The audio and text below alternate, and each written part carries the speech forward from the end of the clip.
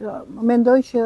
nuk është momenti tani të ndajmë përgjegjësitë, por dy gjëra, duke qenë se bashkia nuk ka varësi ndaj ujësjellësit, pra ujësjellësi për 2 vjetësh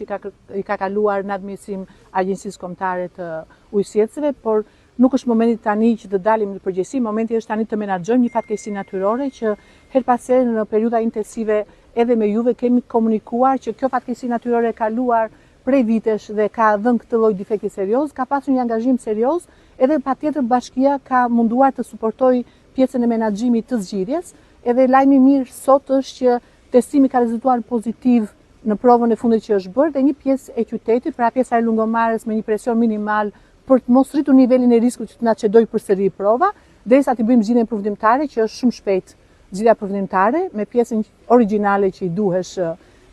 pjesës së tubit që është përdorur në këtë, kemi filluar të japim pjesës së Lungomarës dhe një pjesë të vogël të lagjeve. Pastaj pompat në këtë testimin gradual do të fillojë të furnizohen pjesë të veçanta të qytetit, por dua të theksoj që në qytet operojnë mbi 15 bote ujë. Lajmi i mirë është që pjesa është gjendur dhe është duke arritur në